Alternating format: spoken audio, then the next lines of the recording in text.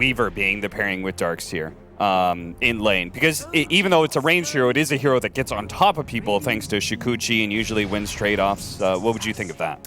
Yeah, Weaver is also great for laning with Darkseer, but I think a lot of people underestimate the potential for Weaver to just secure your carry on the safe lane as well. Yeah. I think a lot of aggressive lanes, I've suggested even switching the Weaver to be down there. I've had, opinions on when Weaver gets sent aggressively and you put a tree in defensively, perhaps, Okay. like we saw earlier. Who was that against? The tree and protector that got bullied. I'll think about that for a second. But yeah. And you're talking about the fact that Tree and Protector has really slow attack speed, right? And the bugs are a problem for him. It's the mobility that's good about Weaver. He can pick who he wants to go on. And, he's not going to get caught out. A lot of times your pos 5 might just get caught out, and you as a carry, you just stand there, you're like, well, I can't really do too much. Yeah. But if Weaver plays smart, that doesn't really happen. Okay, double melee cores to be able to take advantage of those ion shells and heroes that do run at you. But this does mean that either our Night Stalker or our Darkseer is going to be in the mid lane. Most likely, yes. That was looking like the most probable outcome here. There is some chance that you even want to run something like a Darkseer pos 4, or if you want to support it. We've seen innovative drafts from a lot of teams. Yeah, we saw Fada do 5-position Night Stalker at some point in time, right? Exactly. So yeah, the innovation has been pretty high, I want to say, in this DPC. And Underlord gonna be the response here for OG.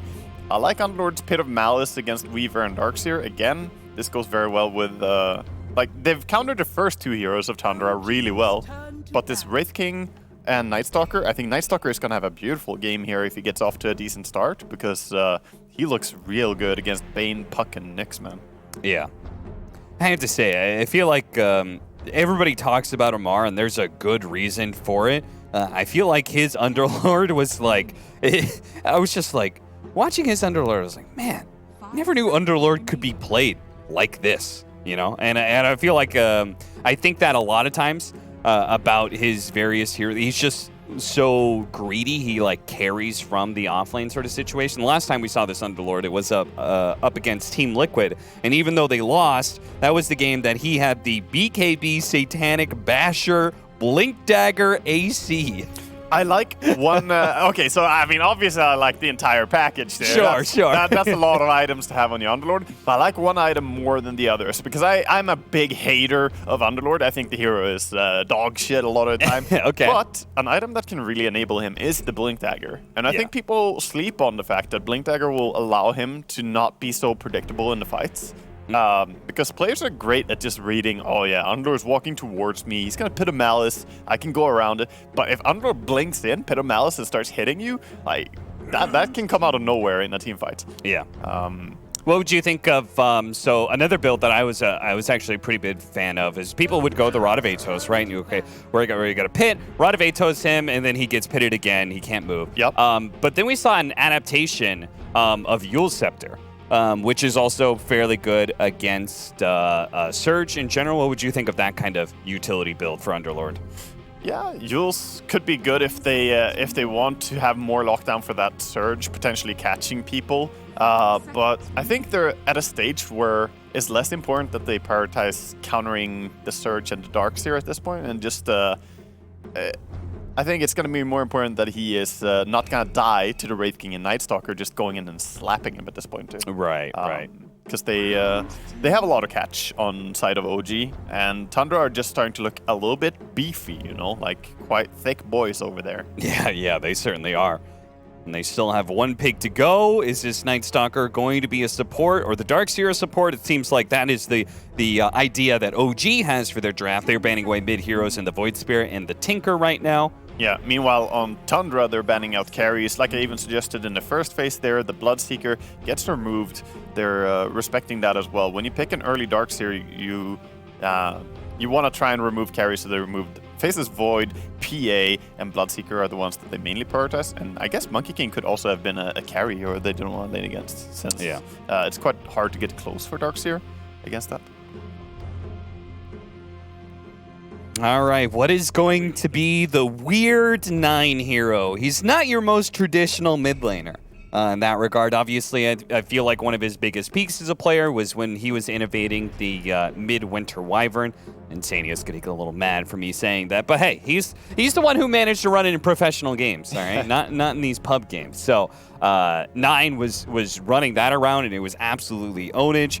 We've seen him on, I think, a couple of more interesting heroes. Didn't they have, I think they had a Gyro mid or something at some point in time. He's done Spirit Breaker mid. And Spirit Breaker gets picked, so that could very well be his hero in this game. Again, good synergy with the Iron Shell. All their heroes at this point are fantastic for just throwing a shell on them and having them dive in. That is a hero that has been pretty present in this DPC as well. Spirit Breaker has been really popular. Yeah. We have seen it time and time again, how hard he is to lock down when he presses that bulldoze.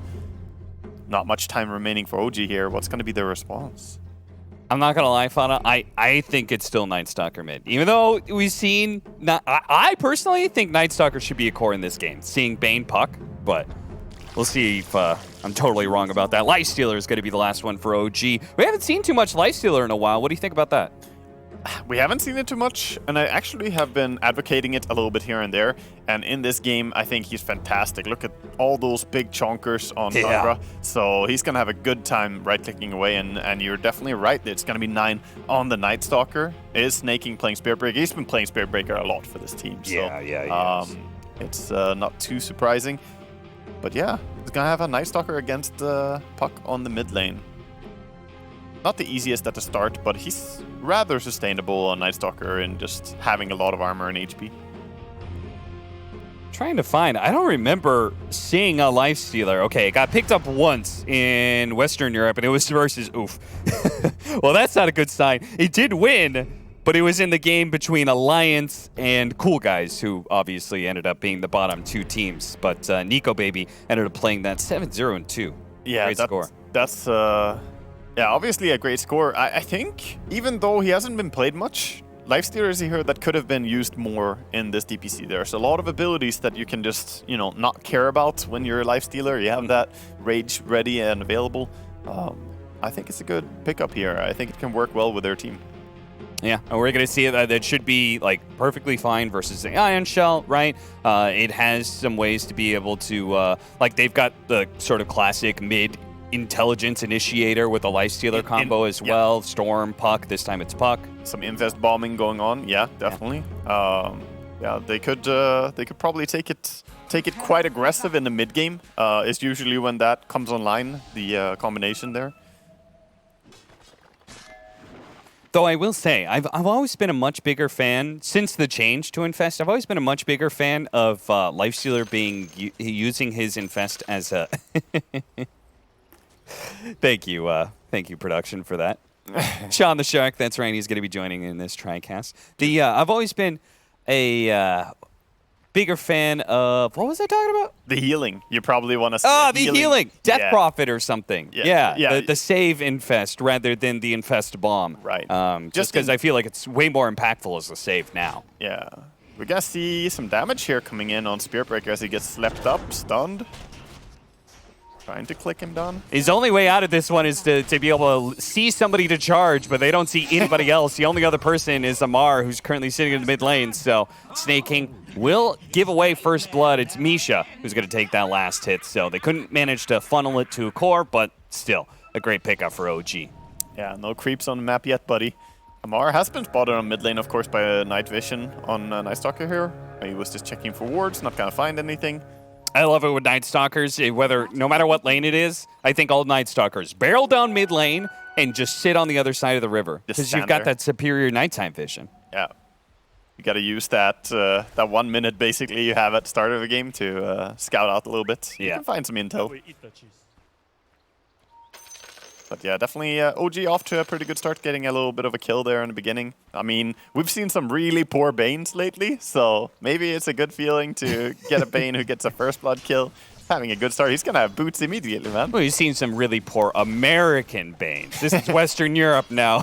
Waka. Better welfare system for the Banes or what? That's a good one. Weaver and Wraith King versus Nick. I mean, I always hate Nyx as a laner. And it's even worse when it's a double melee matchup. So I feel like Fada is just going to be... I mean, look at him. They can't turn around and hit him because he's got Shukuchi. I feel like Fada is going to be able to win this lane solo, and they're going to be able to get a second blood rather, an easy kill on Taiga, as Fada just right-clicked him down over and over again. Man, thank you, Fada, for making me look like a genius talking about how good +5 Weaver is. And then he just comes in here and smacks down. He's been dealing a lot of right-clicks, and that's the thing. Weaver, really high base damage, and due to his mobility, able to stay on the target and keep right-clicking. He doesn't really do too much damage with Shukuchi on the enemy, but just slowly over time, you're gonna get clicked down, and if you have 2 melees, you're out of luck. Right? All right, Waga, hold up. I gotta counter that. He doesn't do too much damage, Shukuchi. He does 100 damage for 60 mana. That's got to be one of the most efficient mana to damage level 1 spells. The damage is good, but it's on a 12-second cooldown, and it's your tool to reposition. So the main damage output is still gonna be the right click. That's 2 auto attacks you're talking about. He's doing 60+ damage. You're right. What's our other side lane here that we saw for a moment there? It's going to be the Bane Lifestealer versus the Darkseer Spiritbreaker. This is a double melee matchup that should fare, I would say, a bit better. The Lifestealer was specifically picked up in a way to deal with this lane, right? Yep, he knew that he was going to be laning against Iron Shells, and he's completely comfortable with that. We see a lot of shenanigans on the top lane. Some pulls happening, trying to get the creeps in a favorable position. Look at what 33 did. He put the creeps so that he has 3 melee creeps from the enemy and gonna use those to deny these 2 creeps right here. So. Oh, so he did like sort of a half pull scenario where like he only aggroed half of his creep wave? Intentionally, very intentionally. He stayed so that he didn't like connect both the full creep waves because he didn't have a range creep from Dire. So. It's very smart. Our mid lane matchup seems to be going very well for Tundra. 9 is 18-5. Not terribly surprising. Nightstalker, I think one of his biggest advantages is he has just some sick base damage. And 9 actually went for a double bracer build. So he's hitting for 90 damage a hit. No wonder Puck can't out-CS him. Yeah, this is a really cool way to play it as well. So the fact that he didn't go for a Quelling Blade as well on the mid lane is rather unusual. But by those double bracers, he has really good deny potential as well. And yeah, he has 5 denies to his name. Not bad against a Puck, a lane where otherwise Nightstalker could have been right-clicked down a lot, you know. Yeah, that is the way that BCM would kind of win this matchup, right? It's just like out-harassing the Nightstalker and eventually forcing him out of lane. But with all this strength and the regen that comes with those bracers, and now he's going to be bringing a bottle to himself, so it's just not going to be possible for BCM. Weaver. Chase, get him. Catching up to him, Taiga does still have the spike carapace, but he's got to deal with this damn bug, and the Shukuchi, he's going to try and go for the deny, but Fada snags the last hit away from the Centaurs. Yeah, well-timed attack there. Yeah, that could easily have been a deny, so nice attempt by Taiga, but Fada not going to have any of it.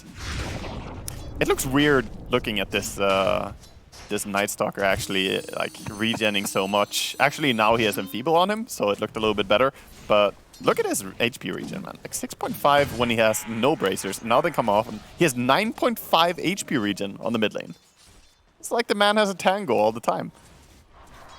I got a message from Black and Yellow's very own High Shaggy, who wanted a shout-out for inventing Nightstalker mid. I'm sorry, Shaggy. Cinderin invented Nightstalker mid all the way back in 2012. You don't get that credit.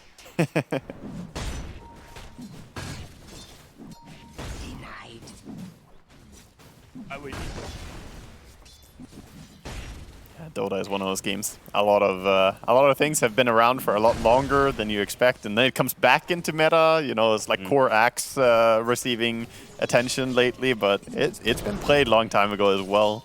Yeah, just different this time around.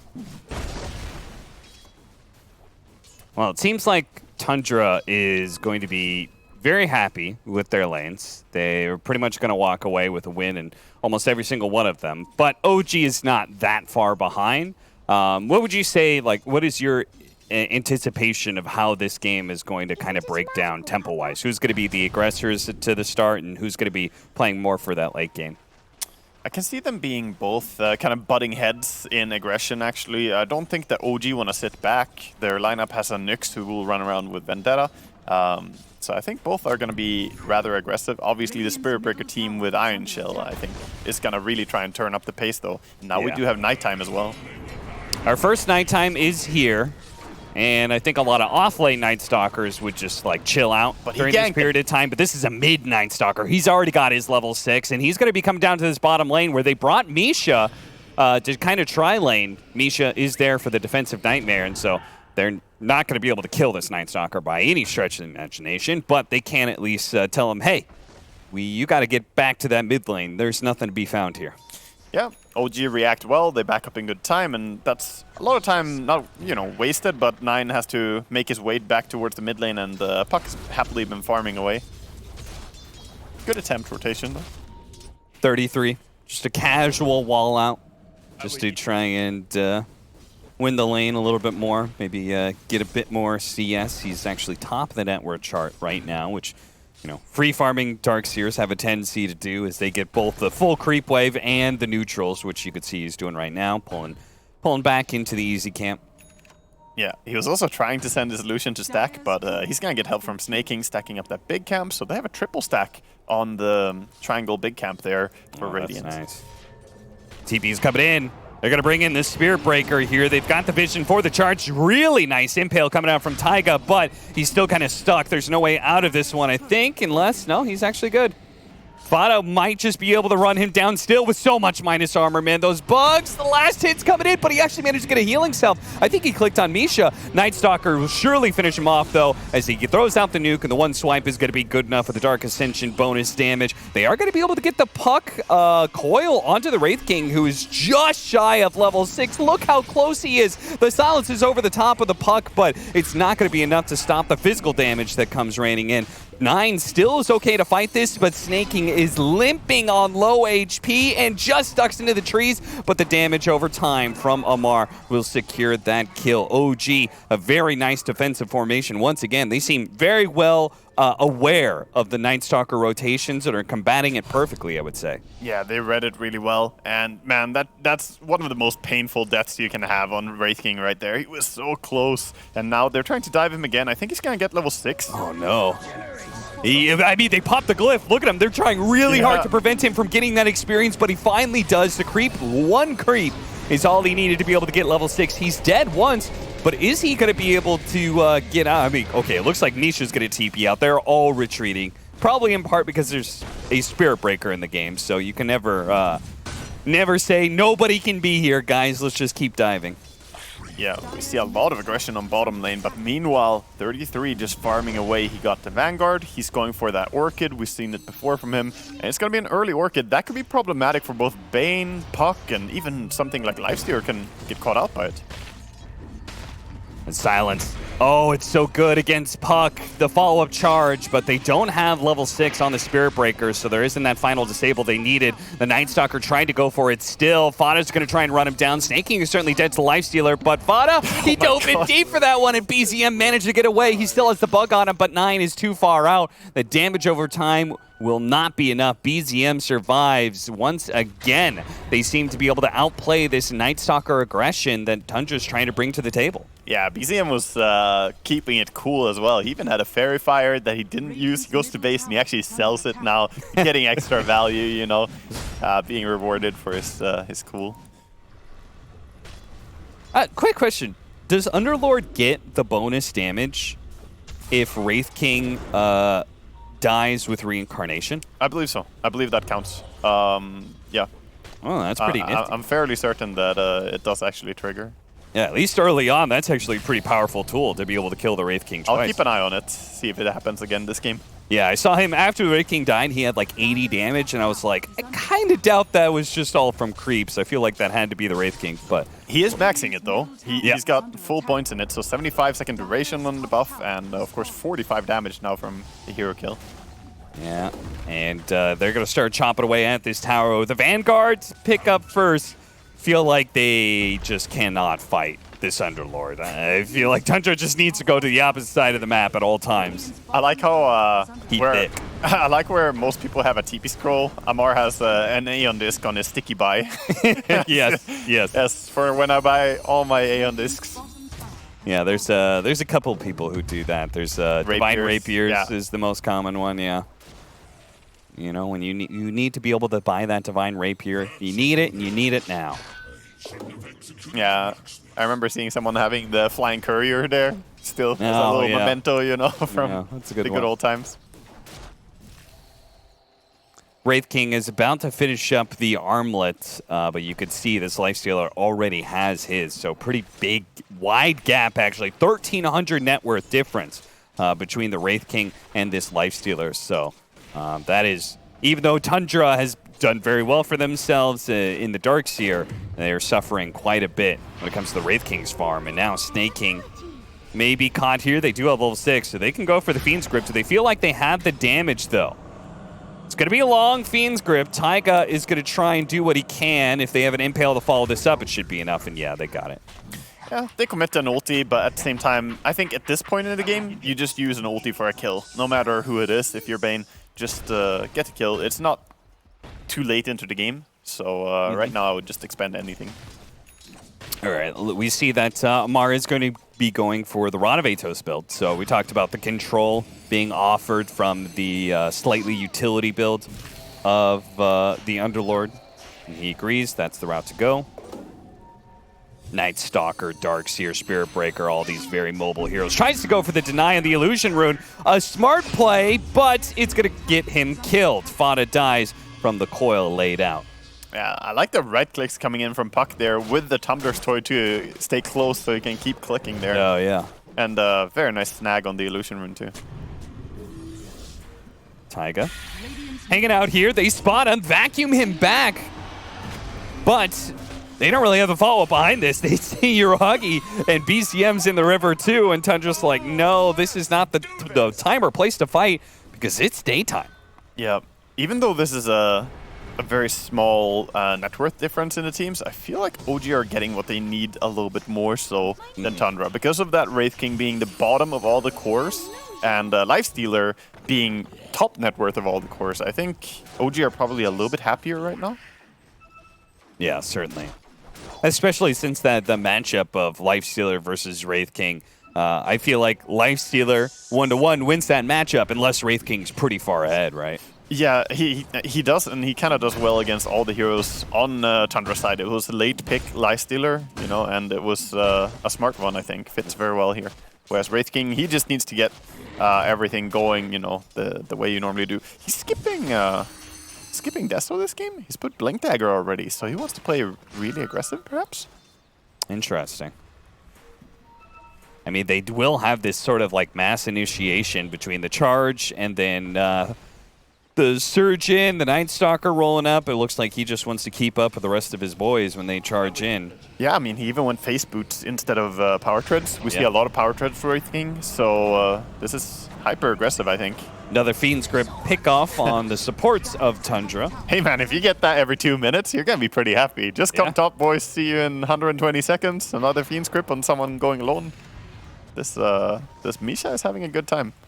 It definitely feels like Tundra has lost a little bit of a beat here in this game, where their early aggression was kind of stymied. They got pushed back by OG, and now it feels like they're waiting for Phase 2, which I presume is second nighttime and BKB for 9. That's the next time they'll feel really strong, but charge coming in. Taiga does have that spike carapace. It's not going to stop them for too long, though. Snake King, does he really want to go for this? They're going to pop the Dark Ascension as we go into nighttime as well. With this double damage, the Night Stalker hits super hard. They free him from the Nightmare, go for the kill onto the Bane. The Infest is not going to be enough to save him. Bane falls, but there is going to be a Mar. He comes in, a beautiful Pit of Malice that does a decent amount of damage with the Firestorm as well. Snake King trying to go for the charge on a BCM. They do not have the Orchid nor the Silence up on Night Stalker just yet, but a BCM isn't careful. He could get caught out. I think Tundra can be fine here. If that was a higher level Pit of Malice, like the fact that he goes for this 4-1-4 build, he's not really ready to teamfight so much on Amar. Again, he's playing very greedy the way that he likes to play as an offlaner, and there's a reason for it. He makes it work, but this is a little bit too early to have those big 5v5 engagements, I think, for the side of OG. Yeah, maybe if he had that Rod of Atos, just, you know, a minute sooner. But he's got it now. So much better opportunities to be able to hold one person in place for a long period of time. Yeah, certainly so. And we see everyone just kind of scramble back to farming, but it looks like OG want to pressure for that mid tower again. They feel ready. With Rod of Atus, I think they're capable of fighting. Yeah, no Dark Ascension, no wall. Kind of awkward silence there. Just run up in silence and run away. Yeah, 33 went for this early Orchid, and we haven't actually seen it pay out a single kill yet. We've seen it used a couple times, but I think every single time that the person has still managed to survive. Taiga scouting people out is going to be caught by the sneaky Sentry and Vision from Fada. But ultimately, I don't think OG is too upset with that. They got the mid tower. Taiga's like the only one that they're killing in this game. It's only him and Misha that died. In fact, all the cores on the side of OG are completely unkilled in this game. The same can be said for 9 and 33 though. Only Skeeter dying that one time early on his Wraith King. So pretty clean games for all the core positions here. Very close now to Blink Dagger is this Wraith King, but he's gonna get caught out perhaps. Oh, no. What? What? Whoops. A little bit of a misplay there from Misha. It happens, man. It happens. Have you talked about his skill build on Misha? That he goes for the Max Nightmare? Yeah, Max Nightmare, and then if you already have Max Nightmare, I guess going back for Brain Sap doesn't make much sense, so now he's going to be maxing out Enfeeble. Yeah, it's a very curious build. I don't know if he's going to max out Enfeeble fully, or if he just wanted to get one extra point in it, and then go back for at least one more point in Brain Sap would be nice. It does double the damage that you do with it, and of course the healing you get. Yeah.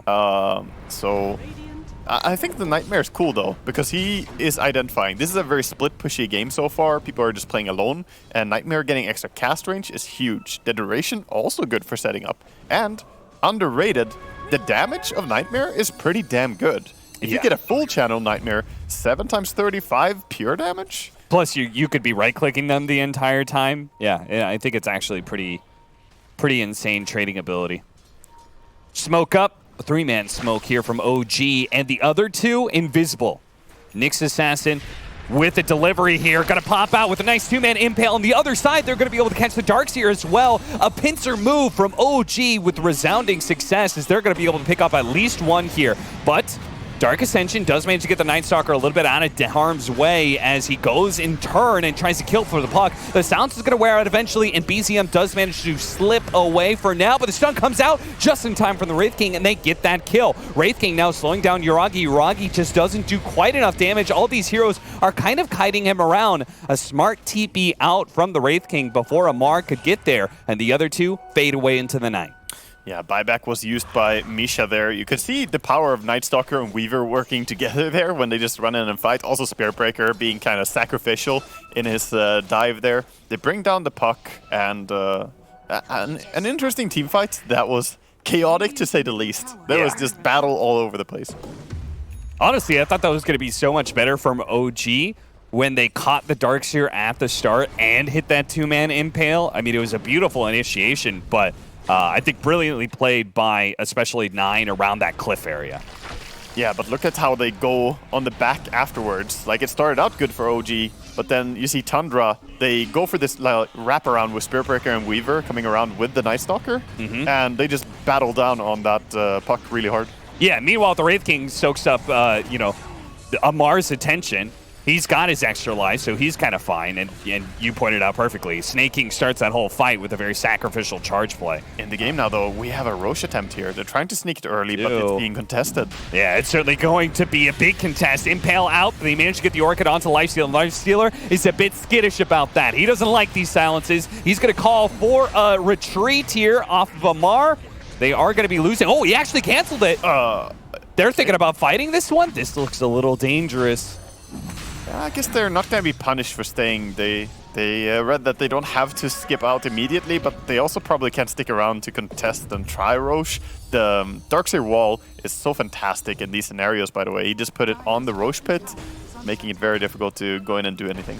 Yeah, even if you don't have like some big agility hero, as you said, the terrain itself makes wall an incredibly annoying tool, and OG re-aggress here as the Night Stalker doesn't have Dark Ascension. It's daytime, so OG is feeling pretty good about themselves. They scare back Tundra. They don't find a pick, but they do create enough space for them to be able to go back into the pit. Dark Ascension's back up now, though. This is so hyper-aggressive. They're just insisting, like, we're going to take Roche.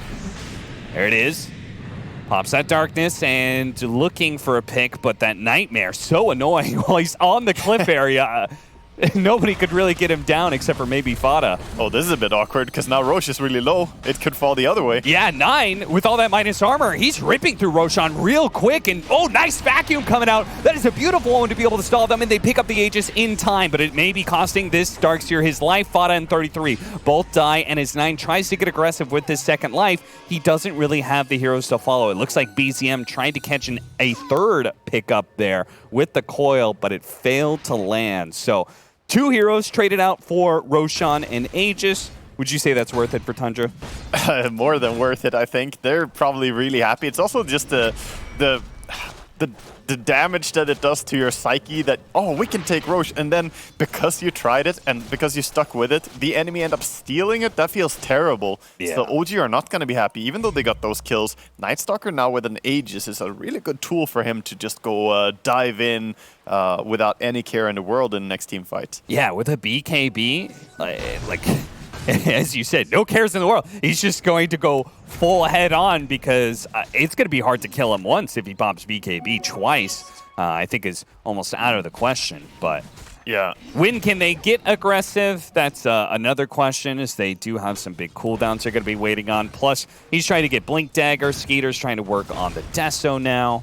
I like how we're dead even, by the way, in net worth right now. There's like a 400 gold difference between the two teams, so it's really close this far into the game. It looks like Dota Plus backs Tundra just a little bit here. Not a massive amount, but it seems like the game does favor Tundra in an even game. I don't trust Dota Plus ever since it told me to buy Dragonlance on Timbersaw. What? Yeah, I don't know, man. maybe I'm missing something. That must have been that it must be leftover information. Remember when everyone was going Dragonlance because it was so stat efficient? Yeah. Remember, like, Meepo would grab, like, 3 Dragonlances? Oh, nice sneak around from the side here. Taiga managing to find Fada, catches him with a spike carapace, but Fada still got off the ultimate, and this vacuum is just insane. OG, they've got to get out of here, but they're going to be able to kill the Uber. It dies. Uragi has nowhere to run to. What a disaster for OG. Oh my god. OG, they're really trying to play like they own the game, I feel. They need to... I think they need to make some rotations and claim what they're trying to play, because first we see this Roche attempt. Definitely quite risky, to say the least. And now they just go straight for a tier 2 tower push into Aegis? I have to say, I feel like they need to go for pickoffs or something with Nyx first. Look at this. Just charge in from the other side. Oh, he used phase shift. Jumps to the orb, and fortunately nobody from Tundra set up for that kind of orb. It was cool, the fact that they made that immediate jump to the other side of the map to try and catch BZM, but BZM is too sneaky for that. Yeah, Tundra have to be feeling pretty damn good now. We were talking about how it's dead even. Now it's suddenly a 3k net worth swing, and they're still the ones who are on the map and doing stuff as Lifesteer has to run back out on the map. No TP available for him. Watch that one again. I mean, Taiga does do a good job initiating on this Nyx with a 2-man impale as well, but they don't have the heroes to really follow. Like, Puck is not even there. Yeah. No, he's so far away. He's trying to get there as fast as he can, but he was not close enough to take that fight. So, yeah, I think even trying for... If Puck was there, then you're going for a 5-man push onto a tier 2 tower. I'm not sure that that's very advised here against the Aegis Night Stalker as well. Keep coming back to that thing. By the way, Blink Dagger now finished on Night Stalker. And he wants to use it.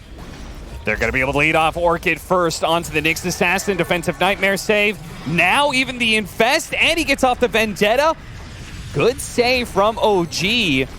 Still going for the dive a little bit here, snaking, forcing some sort of reaction, but otherwise Tundra feeling very comfortable with the hold they have on this fight. A little bit surprised they just don't focus on that mid tower, especially with the DD Night Stalker, but 9, he really wants to be able to find somebody by surprise with this blink. He's going to loop all the way around here while Skeeter shows himself. Look at this play. Yeah, I like it. This is a really good play, I think. Him and Snake King, they're going to catch somebody by surprise, surely. They jump upwards, not finding anybody. They're all right there. Okay, in the end, they're not going to find anyone, and it's going to be Spearbreaker instead, getting caught out. There was a chance that they would get a really nice initiation due to the night vision on Night Stalker, but yeah, Team OG this time were a little bit more prepared for the wraparound. OG did a really nice job of just playing around each other, right? They played up to a high ground area, they stuck around each other and make sure that Night Stalker wouldn't have an easy pickoff. Yep. Oh, Bane gonna another Orchid play with a normal punch, the vacuum wall as well. The Bane gonna take out, nicely played. Amar though, gonna pop his BKB and start laying into this poor Darkseer. He got beat up. The Underlord does so much physical damage, and now Skeeter on low health for his first life. He's certainly gonna go down, but are they gonna be able to win this on the second time around? They already got the silence. Amar, they're not gonna be able to get out of this fight. They have to be able to defend themselves now. Taiga rolling away, does manage to get a nice spike. Carapace controls up the Night Stalker long enough for Yuragi to be able to get the kill. Yuragi and BZM. No way out of this fight, but they're able to push back Tundra still, even in a 2 versus 3. They're strong enough to be able to keep these heroes at bay, and it looks like they got the gem. Was that the gem back into their hands? I'm not sure if they were the ones who got it. Okay, yeah, it's theirs. Yeah, they had it on Taiga, who got smacked down by Wraith King there. Just that Armlet Desolator crit coming in, and he died in nearly 1 hit. By the way, I did confirm in this fight that you do get damage from Wraith King dying with Reincarnation. Oh, okay. Nice little bit of touch. Didn't have any impact in this fight, as Underlord immediately was the target by Night Stalker and got brought down. This is that.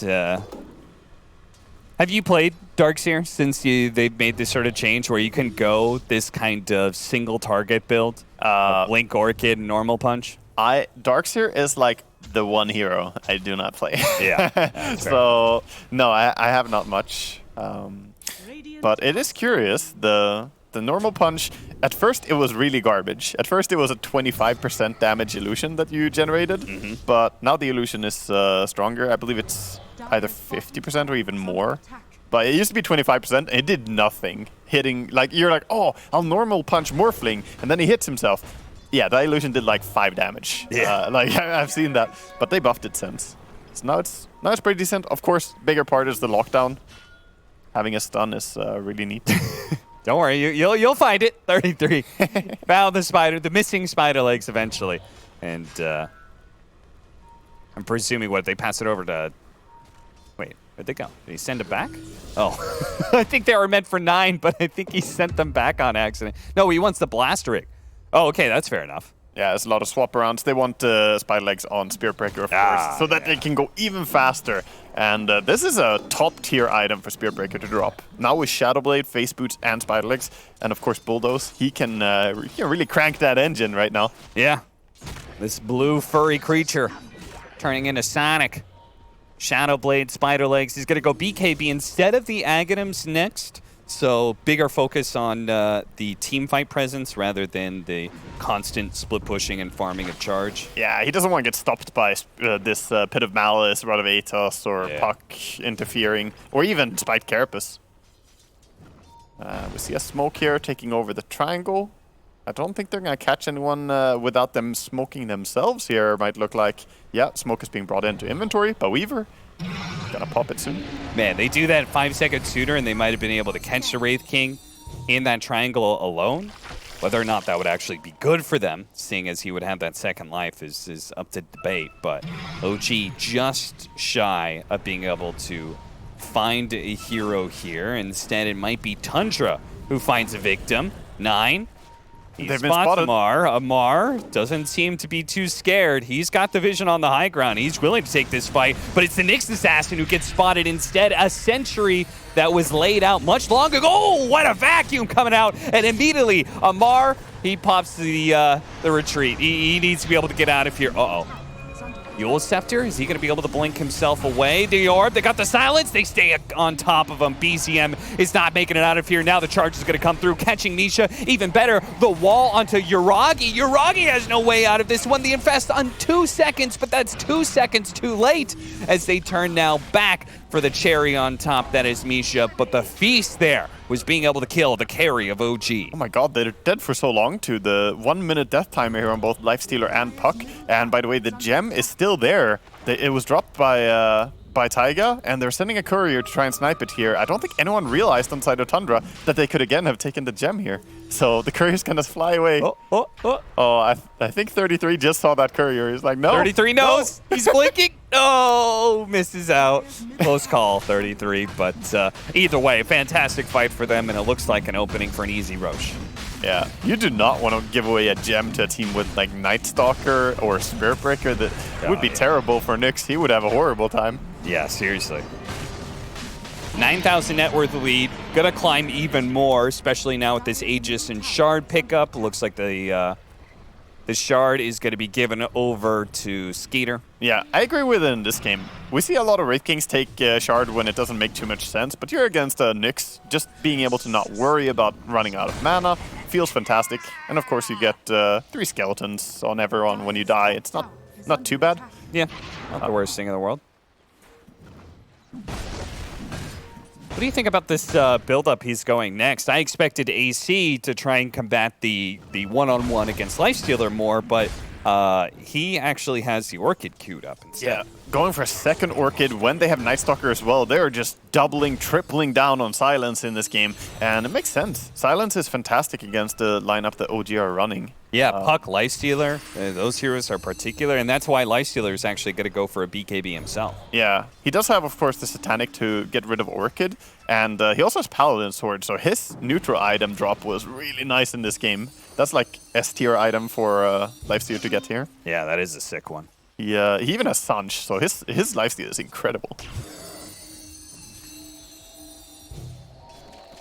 I guess it is the name of the hero. He's identifying as the Lifestealer. Amar, looks like Shiva's up next for him. I'm kind of expecting both those armor items to be grabbed. Taiga, this was the place he died last time, so he's got to be a little careful here. I don't think he's being too careful, but... Yeah, maybe not careful enough, as 9 is going to be able to find him with this BKB. He's been caught by the feed script, though, and he's taking a lot of physical damage, but oh, look at that! Fada has the Aghanim Scepter, and he bails 9 out, gets him right back up to full health, and now his DD Wraith King is just laying into people. Amar is going to be going down pretty soon here. His 33 should be enough to chase him down with a nice normal punch to the jaw. Down falls the giant BZM, trying to get away from this Night Stalker. Everybody huddling around these tier 2s, but the tier 2, it's not going to save you from the bad boy and Skeeter. He charges right in, goes for Misha. Now the Night Stalker Silence, managing to catch the back line, goes for the Puck. The Yules does manage to buy this Puck a little bit of time to be able to get away, but it does cost Taiga. He's going to be the one left behind, and Amar, he bought back, T-beat in, and then Darkris right back out. Even with the extra life, they weren't a match for Tundra and all their strength right now. Yeah, Tundra are just so overpowering in these fights, and I think a lot of it comes down to like the fact that they have this advantage. Look at the supports. Look at the net worth difference on the 2 support roles, right? Yeah. You have such big supports on Tundra. This Aghanim's Weaver, and they're diving in here. They're just killing off Puck like it's nothing. Yeah, you said Tundra have some big, beefy boys, and it already feels bad enough trying to get these guys low, but then I didn't actually see the second use of time-lapse, but he used it twice in that fight. The big one was on 9. Yeah, he used it on Skeeter later, just recovering some mana, some HP. He didn't need to use it. That was just like, oh yeah, efficiency. I'll heal you. Frivolous usage. Yeah, he was not in any form of danger even. But 9, it was like 9 was actually down to like maybe 25% of his HP with Yuragi laying into him. That was a team fight winning time lapse. Yeah, that was intentional bait as well, right? 9 just flew in super aggressive, knowing that he can trust his buddy to bring him out of that. And of course, I don't think OG expected there to be a Weaver Aghanims right there.